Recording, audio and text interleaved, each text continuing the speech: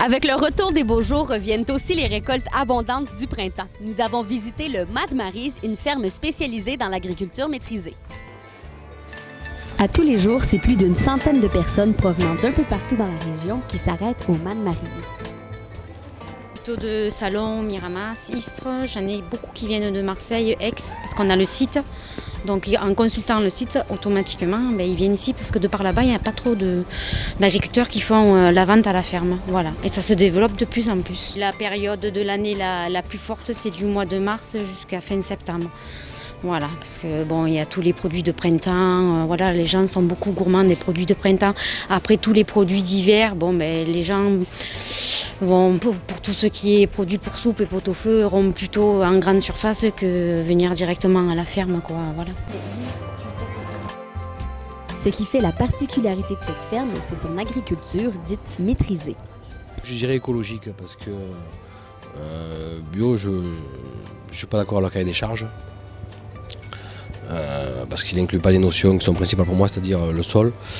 Donc voilà, que j'appelle maîtriser, on n'utilise pas d'insecticides, on travaille avec des prédateurs, on fait de la lutte intégrée.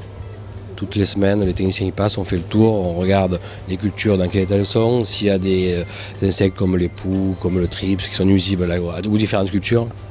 Et puis on met en place des prédateurs pour justement lutter contre ces insectes néfastes à la culture. Okay. Voilà. Donc jamais rien de chimique d'utiliser ici? Chimique, non, on utilise du soufre parce qu'il y a de l'oïdium sur les courgettes ou sur les fraises, donc on est obligé de faire du soufre, après on laisse faire la nature.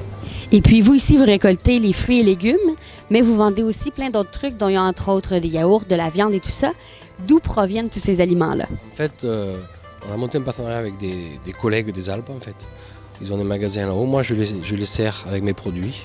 Et en échange, comme chaque associé, il y a un éleveur de chèvres, etc. Chaque associé, moi je récupère, on fait un échange en fait. Moi je livre ma marchandise et je récupère la marchandise que je mets en vente à mon magasin. Voilà, ça vient de tous les Alpes, les fromages de chèvre, toute la viande pareil, le porc, l'agneau, le veau, etc. Tout vient de petits éleveurs là-haut, des éleveurs familiaux. Voilà. Pour se procurer les produits du Mad Mary's, il est aussi possible de récupérer des paniers déjà préparés. On a deux sortes de paniers. On a des paniers qu'on livre, on travaille avec un partenaire avec la SNCF. On a mis ça en place il y a 5 ans déjà. On est présent à la gare de Miramas tous les mardis soirs, avec des paniers à 15 €. Donc c'est des paniers préparés, d'accord.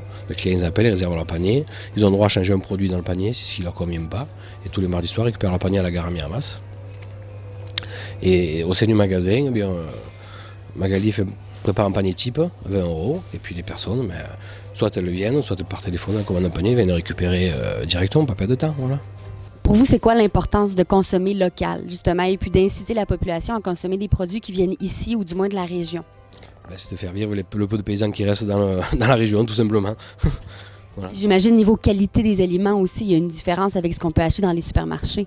Ça, c'est aux clients à le dire, mais le bon produit comme la fraise, nous on la ramasse mûre, on les consomme dans les 2 jours qui suivent. Un produit qui est exporté ou qui vient de très loin, forcément il va être ramassé moins mûr, donc forcément il aura moins de goût. Enfin voilà, c'est pour tous les produits, c'est pareil, quoi. Le Mad Mary's est ouvert du mardi au samedi de 9h à 12h30 et de 15h à 18h30. Il est aussi possible de commander vos paniers en ligne.